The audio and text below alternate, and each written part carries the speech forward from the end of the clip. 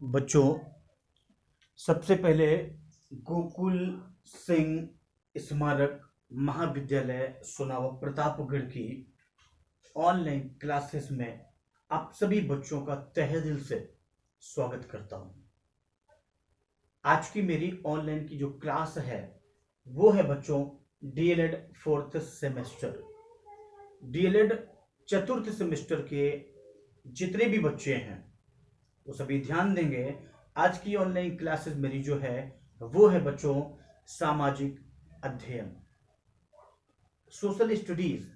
और social studies इस विषय के अंतर्गत मैं आपको लेकर के चल रहा हूं बच्चों। आज का मेरा जो टॉपिक है वो है खिलाफत आंदोलन, खिलाफत मूवमेंट। मैं आपको बता दूं बच्चों, खिलाफत आंदोलन सन 1919 ईस्वी से लेकर के 1922 ईस्वी तक चला। और 1919 ईस्वी खिलाफत आंदोलन का सूत्रपात भारतीय मुस्लिमों के एक बहुसंख्यक वर्ग में राष्ट्रीय स्तर पर किया गया था। खिलाफत आंदोलन का जो सूत्रपात था वो मुस्लिमों के जितने भी भारतीय मुसलमान थे उन सभी मुस्लिमों को एक बहुसंख्यक वर्ग में राष्ट्रीय स्तर पर किया गया था।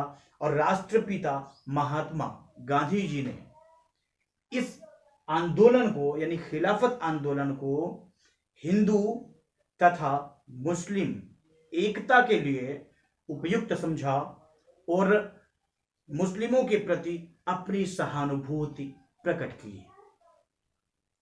खिलाफत आंदोलन का याद रखिएगा, खिलाफत आंदोलन का सूत्रपात प्रथम विश्व युद्ध के बाद ब्रिटेन एवं तुर्की के बीच होने वाली एक संधि थी। उस संधि का नाम था, ध्यान से सुनिएगा बच्चों, सीवर्स संधि।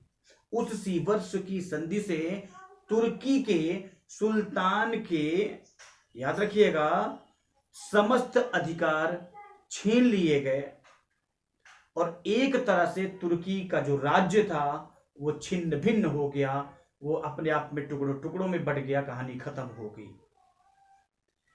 संसार भर के, पूरी दुनिया भर के मुसलमान तुर्की सुल्तान को अपना खलीफा मानते थे। खलीफा मतलब आपको पता होना चाहिए, खलीफा का मतलब होता है धर्मगुरु। और इस प्रकार ब्रिटिश सरकार पर, याद रखिएगा, इसी प्रकार ब्रिटिश सरकार पर तुर्की के साथ की जाने वाली संधियों में न्यायोचित व्यवहार सुनिश्चित करने के लिए पर्याप्त दबाव डालने के उद्देश्य से भारतीय मुस्लिमों के एक बहुसंख्यक वर्ग ने राष्ट्रीय स्तर पर जिस आंदोलन का सूत्रपात किया था वही आंदोलन का नाम था खिलाफत आंदोलन। और वही सूत्रपात खिलाफत आंदोलन के नाम से जाना गया। मैं आपको यह भी बता दूं बच्चों, 1918 से लेकर के 1919 तक, सन 1918 से लेकर के सन 1919 ईस्वी के बीच भारत में खिलाफत आंदोलन मौलाना मोहम्मद अली, आपके सामने लिखा हुआ है, मोहम्मद अली, शौकत अली एवं अबुल कलाम आजाद। भारत में खिलाफत आंदोलन मौलाना मोहम्मद अली, शौकत अली एवं अबुल कलाम आजाद के सहयोग से, इन तीनों लोगों के नेतृत्व से जोर पकड़ता चला गया। और सन 1919 ईस्वी में सितंबर के महीने में, याद रखिएगा, सन 1919 ईस्वी में सितंबर के महीने में खिलाफत समिति का एक गठन हुआ। सन 1919 ईस्वी में खिलाफत समिति का एक गठन हुआ सितंबर में, दिल्ली में 25 नवंबर सन 1919 ईस्वी को, दिल्ली में 25 नवंबर सन 1919 ईस्वी को होने वाले खिलाफत समिति के सम्मेलन की अध्यक्षता महात्मा गांधी जी ने की थी। मैं आपको बता दूं, गांधी जी के ही कहने पर एक शिष्टमंडल, जिनके नेता डॉक्टर अंसारी जी थे, डॉक्टर अंसारी जी ये वायस राय से मिलने के लिए इंग्लैंड गए और मार्च 1920 ईस्वी में इलाहाबाद में, वर्तमान नाम प्रयागराज में, हिंदुओं और मुस्लिमों की संयुक्त बैठक में असहयोग को अस्त्र के रूप में अपनाए जाने का निर्णय किया गया। असहयोग के कारण ही सितंबर सन 1920 ईस्वी में कांग्रेस ने असहयोग का अनुमोदन कर दिया था और इस असहयोग के बहुत सारे रीजन थे, अनेकों कारण थे। मैं आपको बता दूं बच्चों, रोलेट एक्ट, जलियांवाला बाग हत्याकांड, हंटर समिति की रिपोर्ट, भारतीय राजस्व की मांग, ये सभी अबुल कलाम आजाद ने इस आंदोलन के प्रचार में अपनी पत्रिका, उनकी एक पत्रिका थी जिसका नाम था अल हिलाल, याद रखिएगा, अल हिलाल, और एक और पत्रिका थी, वो कॉमरेड के माध्यम से सहयोग किया गया था। मैं आपको बता दूं बच्चों, याद रखिएगा, सन 1924 ईस्वी में, 1924 में यह आंदोलन उस समय समाप्त हो गया जब तुर्क में कमाल पाशा के नेतृत्व में बनी सरकार ने खलीफा के पद को ही समाप्त कर दिया। मैं आपको बच्चों ये भी बता दूं, ध्यान से सुनिएगा आप सभी, कि खिलाफत आंदोलन द्वारा धर्मांधता उभारे जाने के कारण दक्षिण भारत के मालाबार में भीषण हत्याकांड हुआ, भयंकर युद्ध हुआ, जिसमें इस युद्ध को मोपला विद्रोह के नाम से जाना गया, माफ करिएगा, इस युद्ध को मोपला विद्रोह के नाम से जाना जाता है। और मोपला आर्थिक दृष्टि से निर्धन रूप से मुसलमान किसान थे जो बहुत गरीब थे, और मैं आपको बता दूं जिसका शोषण ब्रिटिश नीतियों के लाभान्वित नंबूदरी जमींदार और निर्धन एक नायक साहूकार वर्ग करता था। और मैं आपको बता दूं सन 1921 ईस्वी में, याद रखिएगा, 1921 में इन्होंने अपनी दयनीय स्थिति के लिए ब्रिटिश शासन को और हिंदू शोषक वर्ग को समान रूप से जिम्मेदार ठहराते हुए विद्रोह कर दिया और हिंदू मुस्लिम एकता की भावना पर इस विद्रोह का बहुत बुरा असर पड़ा, ठीक उल्टा असर पड़ा। यानी ये कह सकते हैं हिंदू मुस्लिम एकता की भावना पर इस विद्रोह का प्रतिकूल असर पड़ा। नेक्स्ट है बच्चों असहयोग आंदोलन। ध्यान से देखिएगा बच्चों, आपके सामने लिखा हुआ है नेक्स्ट असहयोग आंदोलन। मैं आपको बता दूं बच्चों, याद रखिएगा आप सभी, कि असहयोग आंदोलन का संचालन स्वराज की मांग को लेकर के किया गया और इसका केवल एक ही उद्देश्य था, इसका उद्देश्य था सरकार के साथ सरकार के साथ सहयोग ना करके कार्यवाही में बाधा उपस्थित करना था। महात्मा गांधी जी ने रोलेट एक्ट, जलियांवाला बाग हत्याकांड और खिलाफत आंदोलन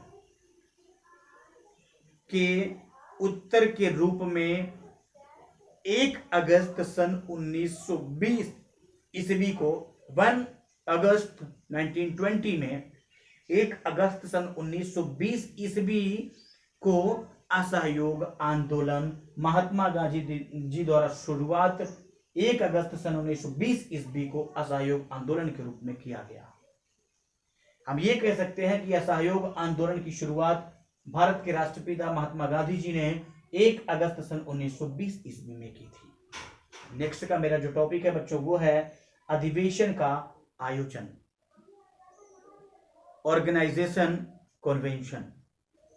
अधिवेशन का आयोजन मैं आपको बता दूं सन 1920 ईस्वी में सितंबर के महीने में असहयोग आंदोलन के कार्यक्रम पर विचार करने के लिए कलकत्ता में कांग्रेस महासमिति के अधिवेशन का आयोजन किया गया। इस अधिवेशन की यानी मैं आपको बता दूं इस अधिवेशन में मैं आपको बता दूं बच्चों इस अधिवेशन की जो अध्यक्षता थी ये आपके सामने लिखा हुआ है इस अधिवेशन का आयोजन सितंबर सन 1920 ईस्वी में किया गया और इसकी अध्यक्षता जो है लाला लाजपत राय जी ने की थी। और मैं आपको बता दूं बच्चों कि इसी अधिवेशन में कांग्रेस ने पहली बार भारत में विदेशी शासन के विरुद्ध सीधी कार्यवाही करने और विधान परिषदों का बहिष्कार करने तथा असहयोग व सविनय अवज्ञा आंदोलन को प्रारंभ करने का निर्णय लिया। कलकत्ता अधिवेशन में राष्ट्रपिता महात्मा गांधी जी, बच्चों मैं आपको बता दूं कि राष्ट्रपिता महात्मा गांधी जी ने प्रस्ताव पेश करते हुए ये कहा था कि अंग्रेज सरकार शैतान है जिसके साथ सहयोग बिल्कुल संभव ही नहीं था। अंग्रेज सरकार को अपनी भूल पर कोई पश्चाताप नहीं है, उनको अपनी भूल पर कोई दुख नहीं है, अतः हम कैसे स्वीकार कर सकते हैं कि नवीन व्यवस्थापिकाएं हमारे स्वराज्य का मार्ग प्रशस्त करेंगी। स्वराज्य की प्राप्ति के लिए हमारे द्वारा प्रगतिशील अहिंसात्मक असहयोग की नीति अपनाई जानी चाहिए। नेक्स्ट है बच्चों प्रस्ताव का विरोध, अपोजिंग प्रपोजल। प्रस्ताव का विरोध मैं आपको बता दूं बच्चों, ध्यान से सुनिएगा आप सभी बच्चों। मैं आपको बता दूं कि महात्मा गांधी जी ने इस प्रस्ताव का विरोध करते हुए श्रीमती एनी बेसेंट, महात्मा गांधी के इसी प्रस्ताव का विरोध करते हुए श्रीमती एनी बेसेंट ने यह कहा था कि यह प्रस्ताव भारतीय स्वतंत्रता को सबसे बड़ा धक्का है।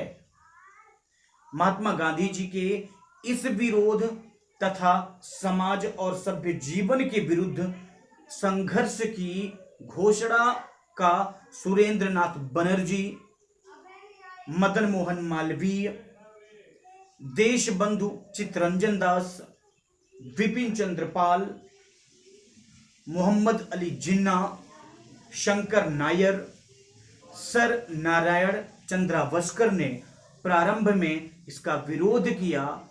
फिर भी अली बंधुओं एवं मोतीलाल नेहरू जी के समर्थन से ये प्रस्ताव कांग्रेस ने स्वीकार कर लिया और यही वो क्षण था जहां से गांधी युग की शुरुआत हुई। नेक्स्ट है बच्चों नागपुर कन्वेंशन, यानी नागपुर का अधिवेशन। आइए मैं आपको नागपुर अधिवेशन में लेकर के चल रहा हूं। कांग्रेस के नागपुर अधिवेशन सन 1920 ईस्वी में असहयोग के प्रस्ताव की पुष्टि कर दी गई तथा दो महत्वपूर्ण निर्णय लिए गए। पहला निर्णय यह था कि पहले निर्णय के अंतर्गत कांग्रेस ने अब ब्रिटिश साम्राज्य के भीतर स्वशासन का लक्ष्य त्याग कर ब्रिटिश साम्राज्य के भीतर और आवश्यकता हो तो बाहर साम्राज्य का लक्ष्य घोषित किया। और मैं आपको बता रहा हूं बच्चों, और दूसरा निर्णय ये था कि कांग्रेस ने रचनात्मक कार्यों की एक लिस्ट तैयार की, और वो लिस्ट मैं आपको बता रहा हूं जिसमें क्या क्या चीजें लिखी गई थी। लिस्ट में पहली चीजें ये लिखी गई थी कि सभी वयस्कों को कांग्रेस का सदस्य बनाना था। दूसरा पॉइंट क्या था उसमें? दूसरा पॉइंट ये था कि 300 सदस्यों की अखिल भारतीय कांग्रेसन समिति का गठन किया जाए। तीसरा पॉइंट उस सूची में यह था कि भाषाई आधार पर प्रांतीय कांग्रेस समितियों का पुनर्गठन हो। चौथा पॉइंट यह था कि स्वदेशी वस्तुओं अर्थात मुख्यतः हाथ की कलाई हाथ की कताई बुनाई को प्रोत्साहन दिया गया। और पांचवा पॉइंट उस लिस्ट में यह था कि यथासंभव हिंदी का प्रयोग किया जाए, जिसमें ये सारी चीजें थी। और मैं आपको बता दूं बच्चों कि असहयोग संबंधी प्रस्ताव की भी मुख्य बातें कुछ थी, और वो मुख्य बातें थी जिससे नंबर 1 पॉइंट पर था सरकारी उपाधि एवं अवैतनिक सरकारी पदों को छोड़ दिया जाए। दूसरा पॉइंट था सरकार द्वारा आयोजित सरकारी तथा अर्ध सरकारी उत्सवों का बहिष्कार किया जाए। तीसरा, और मैं आपको बता दूं कि स्थानीय संस्थाओं की सरकारी सदस्यता में त्यागपत्र दिया जाए, इस्तीफा दिया जाए। तीसरा पॉइंट यह था कि सरकारी स्कूलों एवं कॉलेजों का बहिष्कार तथा बहुत सारे वकीलों के द्वारा न्यायालय का भी बहिष्कार किया जाए। चौथा पॉइंट था आपसी विवाद पंचायती अदालतों के द्वारा निपटाया जाए।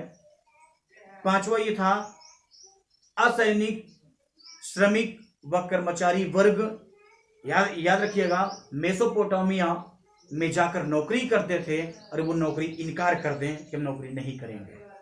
छठवां पॉइंट था विदेशी सामानों का पूर्णतः बहिष्कार किया जाए। तो बच्चों, आज मैंने आप सभी को सामाजिक विषय के अंतर्गत डीलिट चतुर्थ सेमेस्टर के बच्चों को खिलाफत आंदोलन के बारे में बताया, जिसका नेतृत्व मोहम्मद अली, शौकत अली और अबुल कलाम आजाद ने किया था। और सितंबर 1919 ईस्वी में खिलाफत समिति का गठन हुआ था। उसके बाद मैंने आप सभी को असहयोग आंदोलन के बारे में बताया। मैं आपको बता दूं, गांधी जी द्वारा, राष्ट्रपिता महात्मा गांधी के ही द्वारा असहयोग आंदोलन की शुरुआत 1 अगस्त सन 1920 ईस्वी में की गई। अधिवेशन का आयोजन सन 1920 ईस्वी में किया गया और जिसकी अध्यक्षता लाला लाजपत राय जी थे। अध्यक्ष लाला लाजपत राय जी ने, अध्यक्ष जो है लाला लाजपत राय थे और अध्यक्षता लाला लाजपत राय ने भी की थी। और निस्सहाय प्रस्ताव का विरोध भी हुआ था और फिर उसके बाद नागपुर अधिवेशन हुआ था। बच्चों, मैं आपको बता दूं, मेरा नेक्स्ट टर्म में रहेगा